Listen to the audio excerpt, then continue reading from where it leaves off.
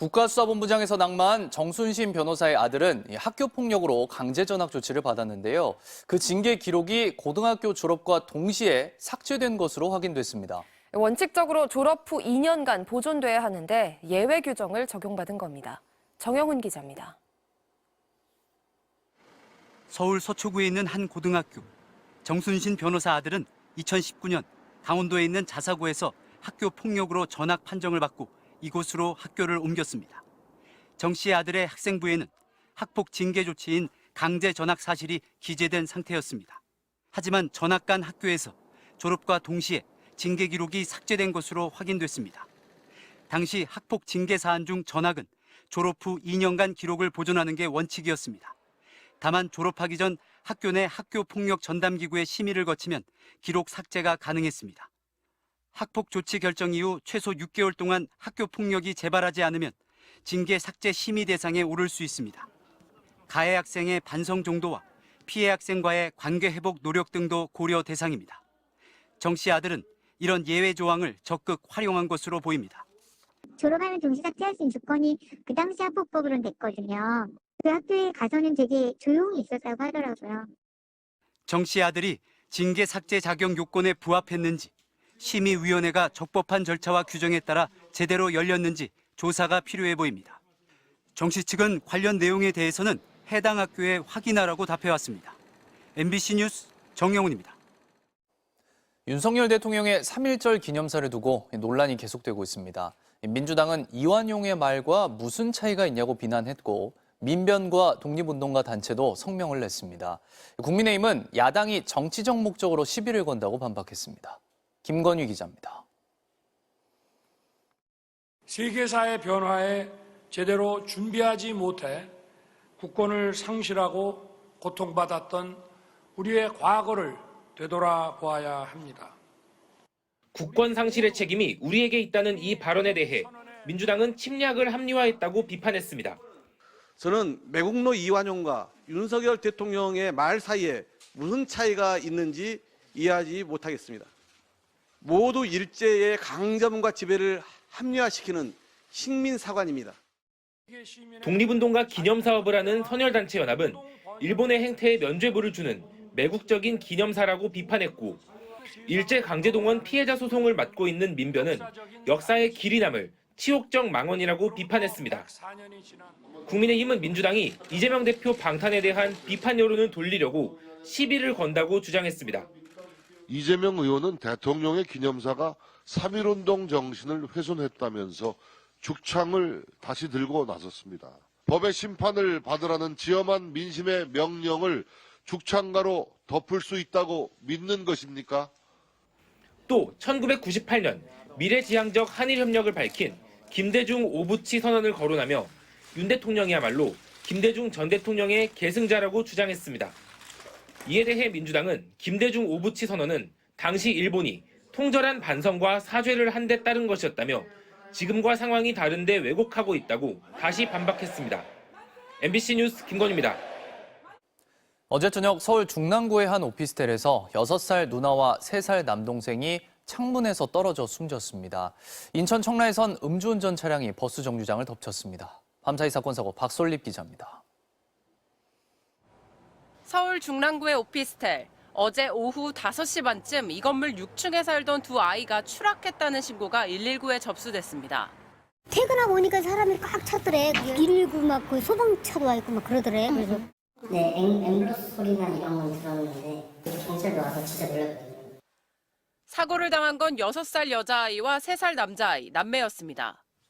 현장에 도착한 소방관들은 즉시 심폐소생술을 진행하고 아이들을 병원으로 옮겼지만 결국 둘 다 숨졌습니다. 남매가 떨어진 창문에는 별도 잠금 장치가 없었는데 사고 당시 집안에는 아이들과 엄마가 함께 있었던 것으로 전해졌습니다. 애들이 침대를 밟고 올라갔을 거라고 추정을 하고 있는 거예요. 경찰은 남매의 부모를 상대로 사고 원인을 조사할 예정입니다. 승용차 한 대가 형체를 알아보기 어려울 정도로 부서졌습니다.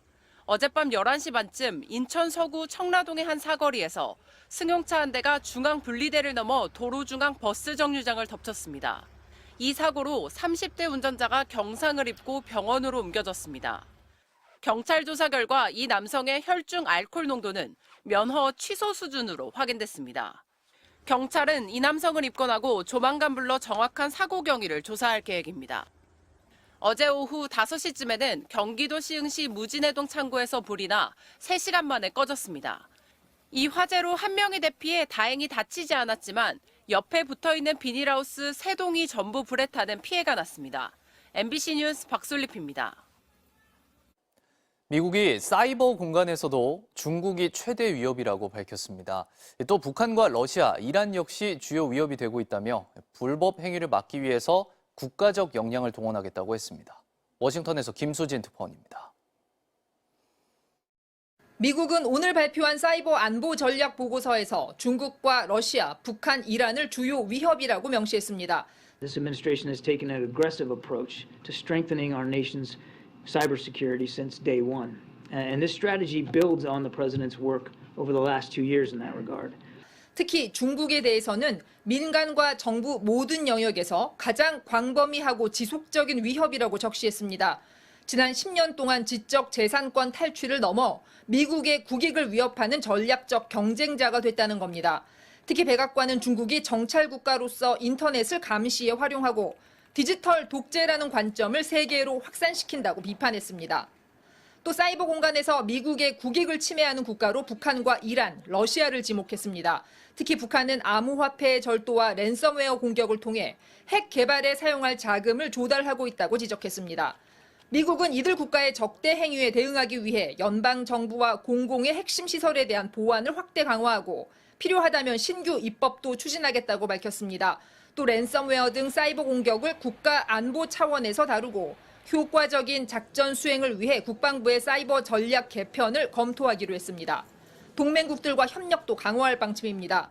백악관의 핵심 당국자는 악의적인 사이버 활동을 지구상에서 몰아내길 원한다며 개인정보 보안을 강화하는 등 민간 부문의 협력도 촉구했습니다.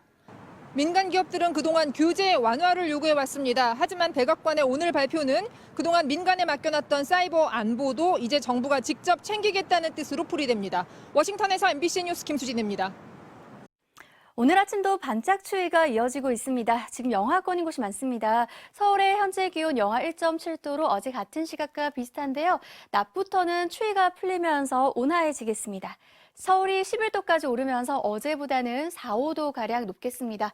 다만 대기는 매우 건조합니다. 현재 전국 대부분 지방에 건조특보가 이어지고 있습니다. 특히 강원 산지에는 강풍특보가 내려진 가운데 순간적으로 시속 90km 안팎에 달하는 돌풍이 몰아치겠습니다. 불씨관리 철저하게 해주셔야겠습니다. 주말인 내일도 대체로 맑은 가운데 건조한 날씨가 이어지겠고요. 더 포근해지겠는데요. 다만 내일은 동쪽 지방을 중심으로 공기가 다소 탁해지겠습니다. 오늘은 전국이 대체로 맑다가 오후부터는 구름의 양이 많아지겠습니다. 현재 기온 보시면 서울이 영하 1.7도, 대구 1.2도 안팎을 보이고 있습니다. 한낮 기온은 서울이 11도, 부산 13도로 어제보다 3도에서 9도가량 오르겠습니다. 당분간 대체로 맑은 가운데 기온은 갈수록 더 오를 전망입니다. 날씨였습니다.